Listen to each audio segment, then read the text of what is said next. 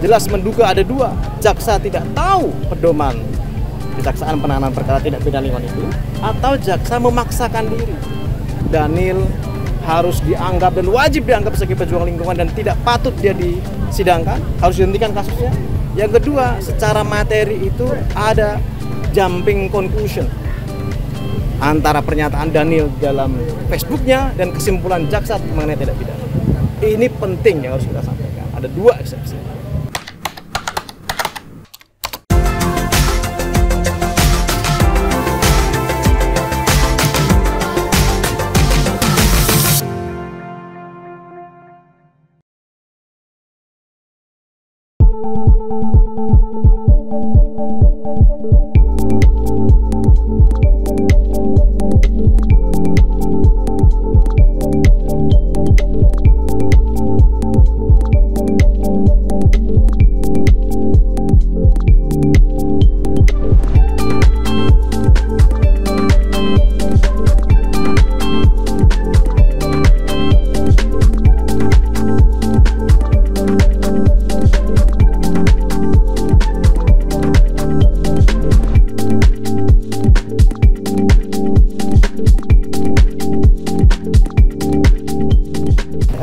Sidang tadi dibacakan surat dakwaan oleh jaksa penuntut umum. Dakwaannya alternatif ya, dakwaan ke-1 dan dakwaan kedua. Ini alternatif.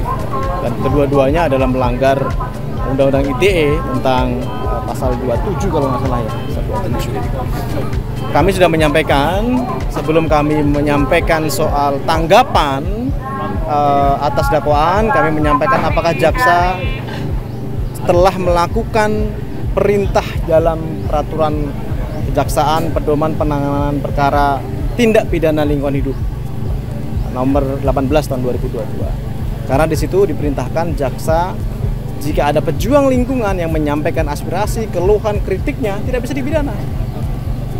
Termasuk ini juga berlaku sama polisi ya, Pak Polisi ya. Kira begitu.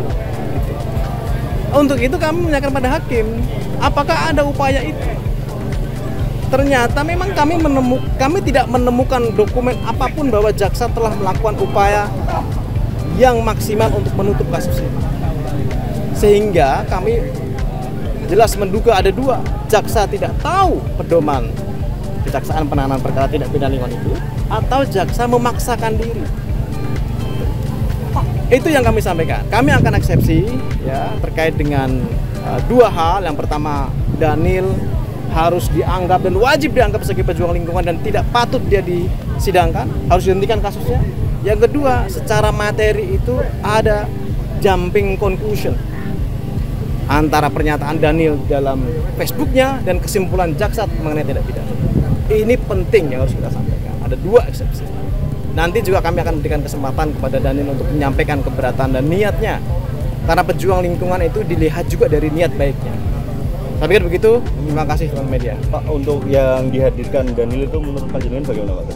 Untuk ya, tadi kami sempat keberatan ya, Daniel dihadirkan dalam persidangan masih memakai baju orange dan rambutnya gundul. Nah, ini yang kami protes. Dan tidak ada penjelasan apapun kenapa rambutnya Daniel gundul itu dipotong itu apakah persetujuan dia atau tidak. Karena informasi yang kami dapat, Daniel tidak pernah merasa mengizinkan rambutnya dipotong. Itu satu. Yang kedua, kami juga meminta supaya orange-nya, baju orange tahanannya dilepas. Dan ini standar hak asasi manusia. Ya, bahkan ya pelaku koruptor aja dipakai batik. Ya, dia gagah itu dia, maling uang rakyat.